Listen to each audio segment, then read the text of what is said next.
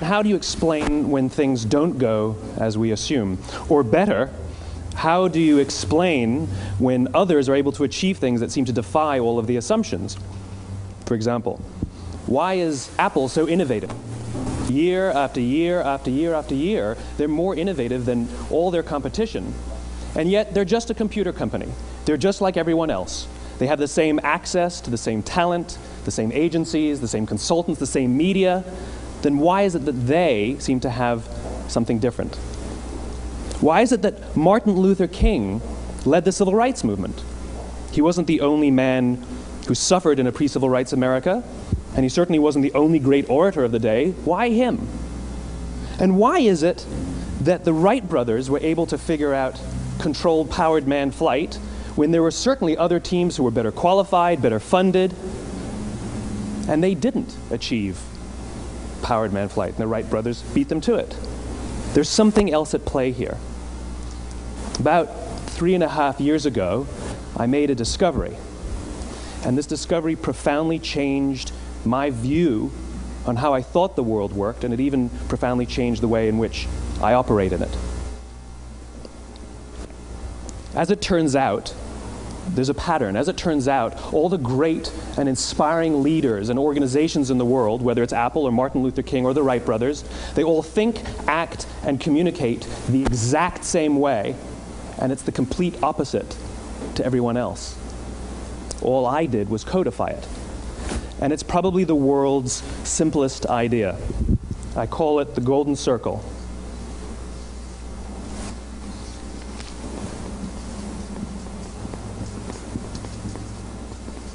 Why, how, what?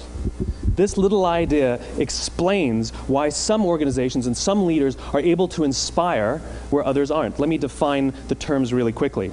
Every single person, every single organization on the planet knows what they do, 100%. Some know how they do it, whether you call it your differentiating value proposition or your proprietary process or your USP. But very, very few people or organizations know why they do what they do. And by why, I don't mean to make a profit. That's a result. It's always a result. By why, I mean what's your purpose? What's your cause? What's your belief? Why does your organization exist? Why do you get out of bed in the morning? And why should anyone care?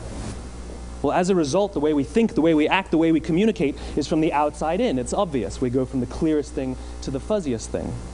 But the inspired leaders and the inspired organizations, regardless of their size, regardless of their industry, all think, act, and communicate from the inside out.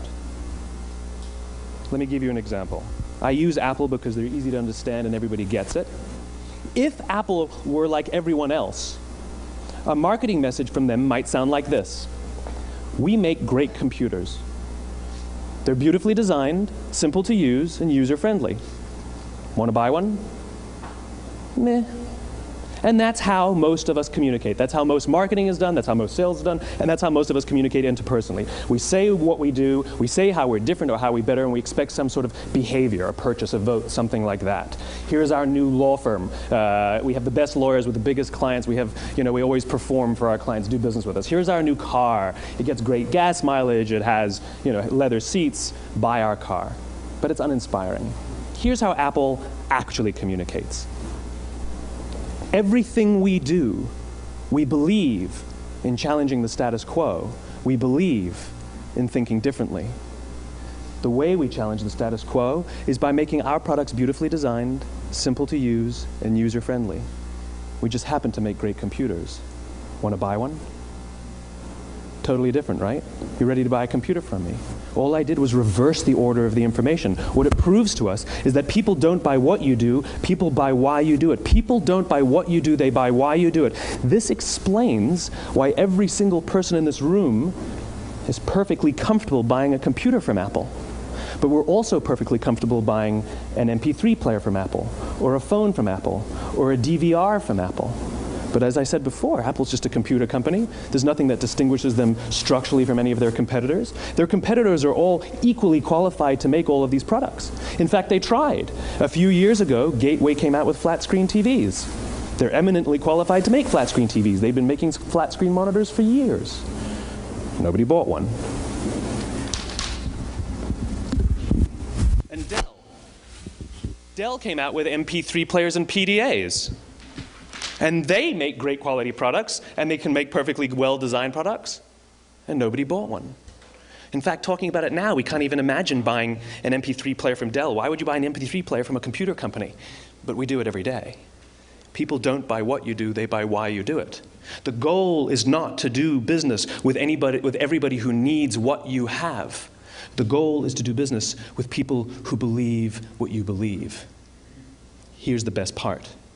None of what I'm telling you is my opinion. It's all grounded in the tenets of biology, not psychology, biology. If you look at a cross-section of the human brain, looking from the top down, what you see is the human brain is actually broken into 3 major components that correlate perfectly with the golden circle. Our newest brain, our Homo sapien brain, our neocortex, corresponds with the what level. The neocortex is responsible for all of our rational and analytical thought and language. The middle 2 sections make up our limbic brains, and our limbic brains are responsible for all of our feelings, like trust and loyalty. It's also responsible for all human behavior, all decision-making, and it has no capacity for language. In other words, when we communicate from the outside in, yes, people can understand vast amounts of complicated information like features and benefits and facts and figures. It just doesn't drive behavior. When we communicate from the inside out, we're talking directly to the part of the brain that controls behavior, and then we allow people to rationalize it with the tangible things we say and do. This is where gut decisions come from. You know, sometimes you can give somebody all the facts and your figures, and they say, I know what all the facts and details say, but it just doesn't feel right. Why would we use that verb? It doesn't feel right. Because the part of the brain that controls decision-making doesn't control language. And the best we can muster up is, I don't know, it just doesn't feel right. Or sometimes you say you're leading with your heart or you're leading with your soul. Well, I hate to break it to you, those aren't other body parts controlling your behavior. It's all happening here in your limbic brain, the part of the brain that controls decision-making and not language. But if you don't know why you do what you do, and people respond to why you do what you do, then how will you ever get people to vote for you or buy something from you, or more importantly, be loyal and want to be a part of what it is that you do? Again, the goal is not just to sell people who need what you have. The goal is to sell to people who believe what you believe. The goal is not just to hire people who need a job. It's to hire people who believe what you believe. I always say that, you know, there's, if you hire people just because they can do a job, they'll work for your money. But if you hire people who believe what you believe, they work for you with blood and sweat and tears. And nowhere else is there a better example of this than with the Wright brothers. Most people don't know about Samuel Pierpont Langley. And back in the early 20th century, the pursuit of powered man flight was like the dot-com of the day. Everybody was trying it. And Samuel Pierpont Langley had what we assume to be the recipe for success.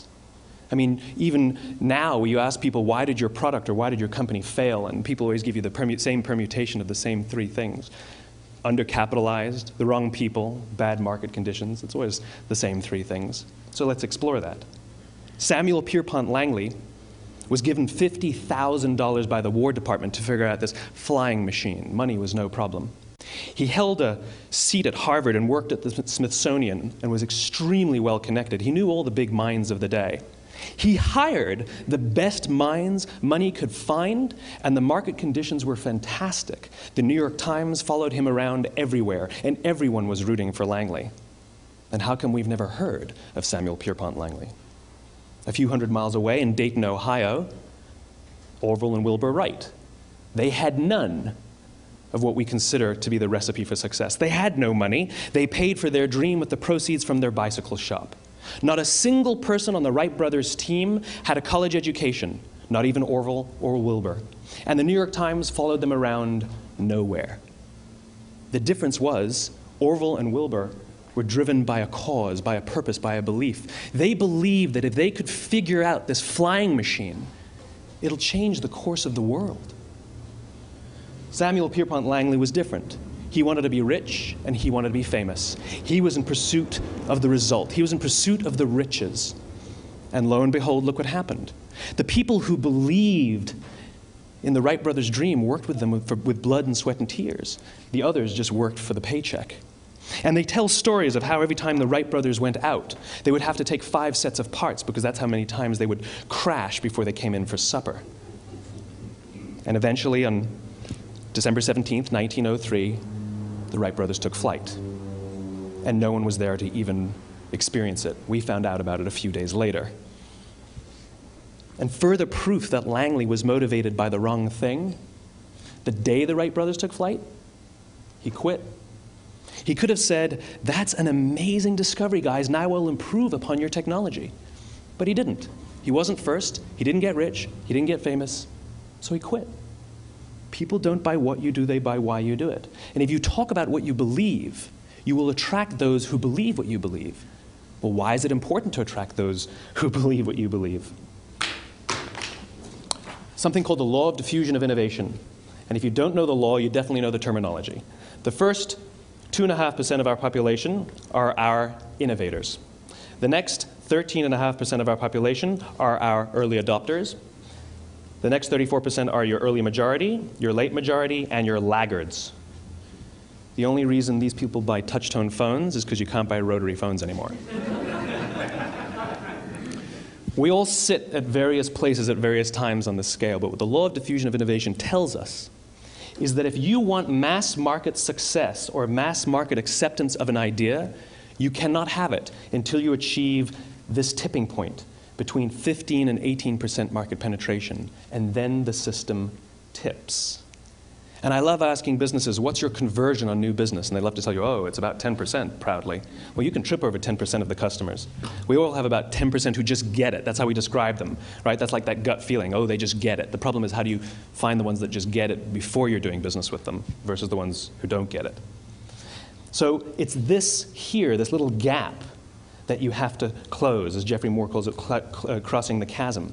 Because you see, the early majority will not try something until someone else has tried it first.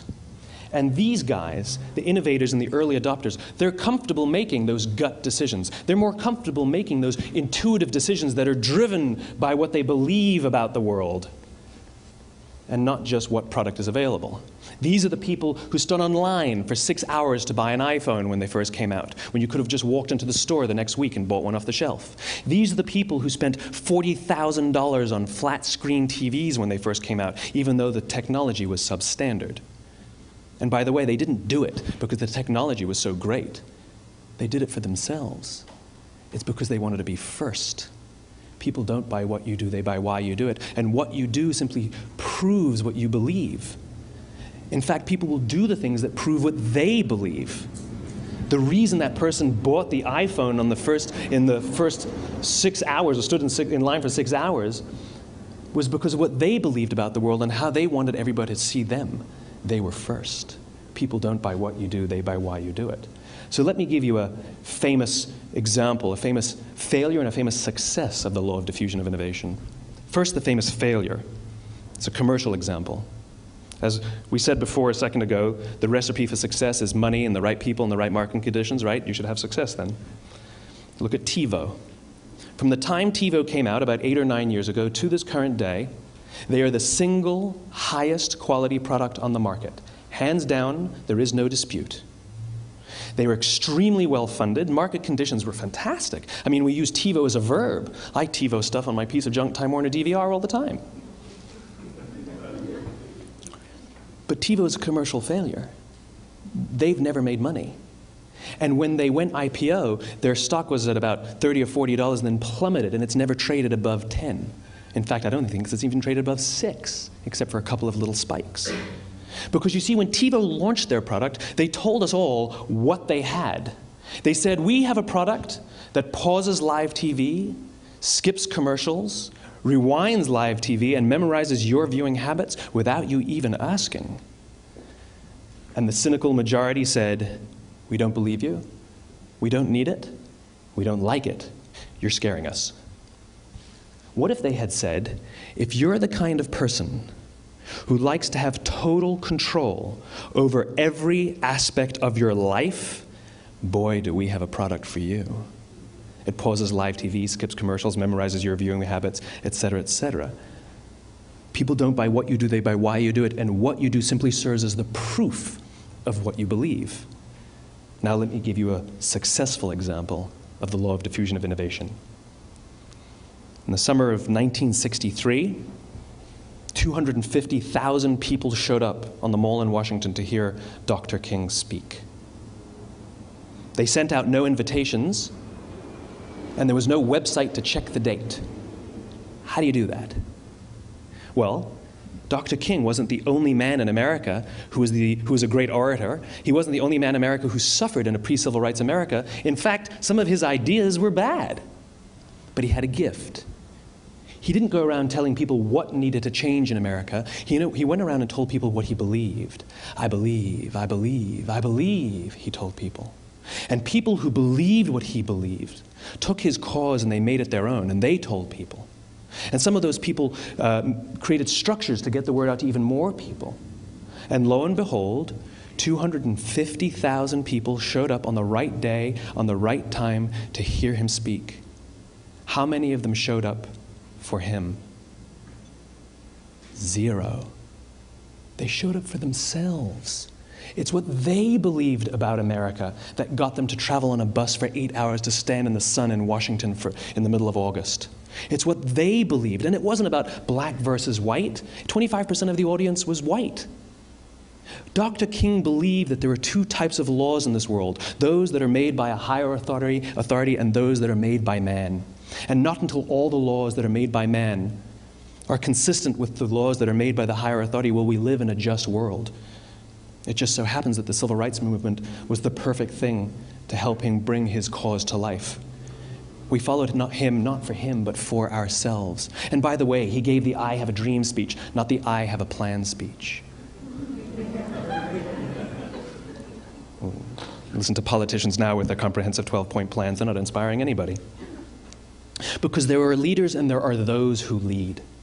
Leaders hold a position of power or authority, but those who lead inspire us. Whether they're individuals or organizations, we follow those who lead, not because we have to, but because we want to. We follow those who lead, not for them, but for ourselves. And it's those who start with why that have the ability to inspire those around them or find others who inspire them. Thank you very much.